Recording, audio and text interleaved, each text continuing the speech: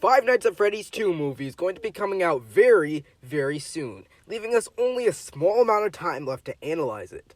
But the people behind this franchise just had the nerve to make an official trailer 2.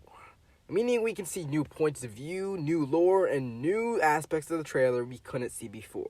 So, in this video, I shall explain to you who every character is, what their role will be, and the lore behind the series you could never see. So put that Freddy head on, because these animatronics are about to completely terrorize your office. How will your boss like you now?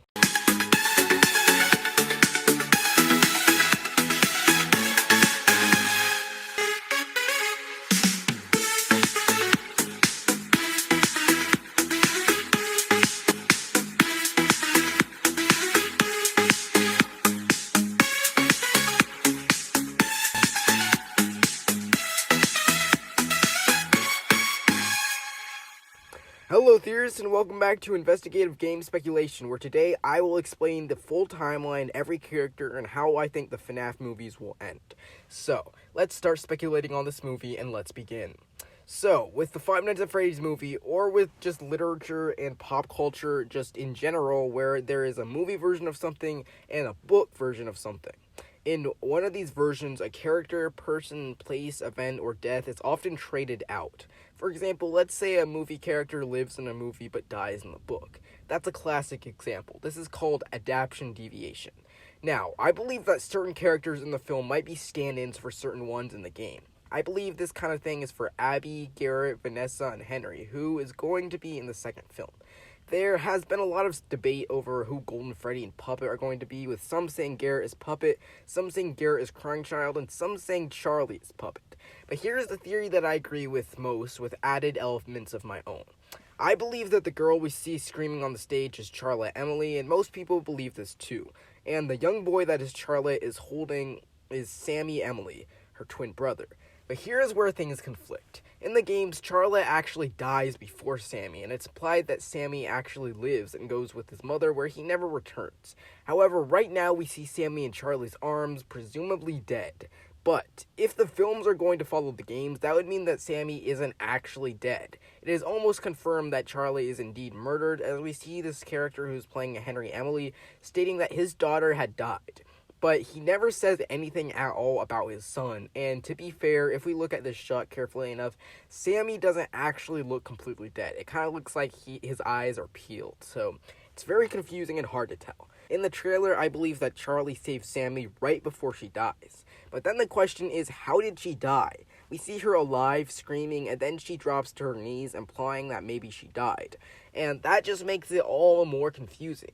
My theory, which is overlapped with other theories of YouTubers who said the same thing, states that Garrett is actually going to be the crying child instead of the puppet, and Charlie is going to be the puppet, with Charlie and Sammy staying in the same just as they were in the games.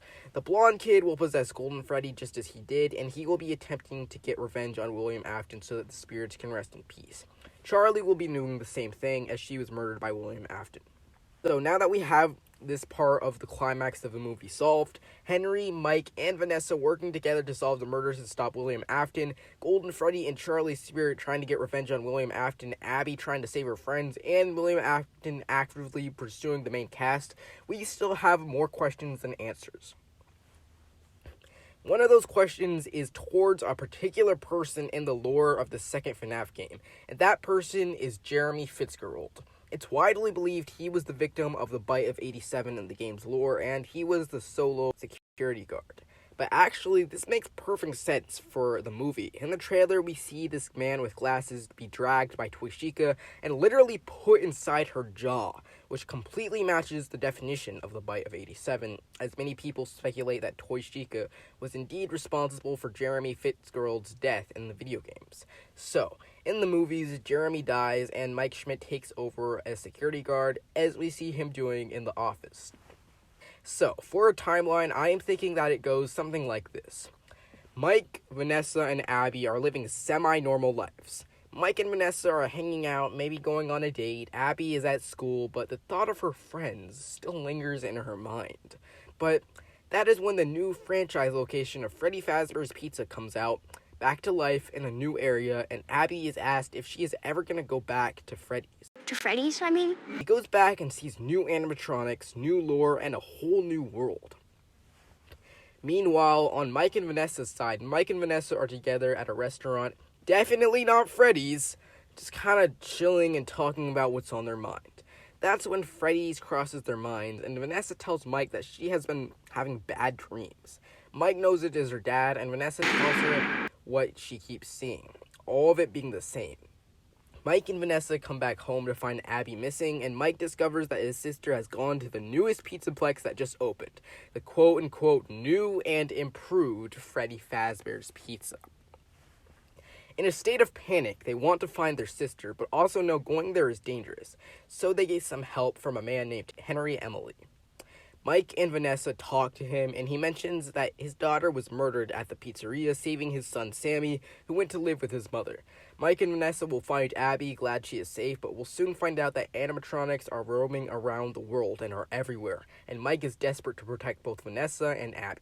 They will then be in a showdown with William Afton, Golden Freddy, who can't have his peace since William is not dead, and Mike will be haunted by his very own brother, Garrett. How I think this movie will end is Mike will eventually become the security guard after Jeremy Fitzgerald dies, the former security guard dies, and we'll know that this is the only way they can win for good. I think it's very likely the movie will end on a cliffhanger rather than a happy ending that comes to more action, as it would feel repetitive if they continuously did this at the end of each movie. I believe the cliffhanger will end with Mike, Vanessa, Abby, and Henry never having officially defeated William Afton, and William will move on to the third movie, Five Nights at Freddy 3, where it will all start over again. Perhaps this movie will explore his past a bit more. Charlotte Emily will also possess the puppet, attempting to get revenge on her murderer. That is my prediction on what happens in the Five Nights at Freddy's 2 movie. We'll have to wait until nearly Christmas on December 5th to find out what really happens. I'm sure Freddy Fazbear will enjoy coming to everyone's roof at night, coming down that old chimney, and delivering gifts. Let's just hope those gifts he delivers won't be your worst nightmare. Thanks for checking out today's theory. See you next time.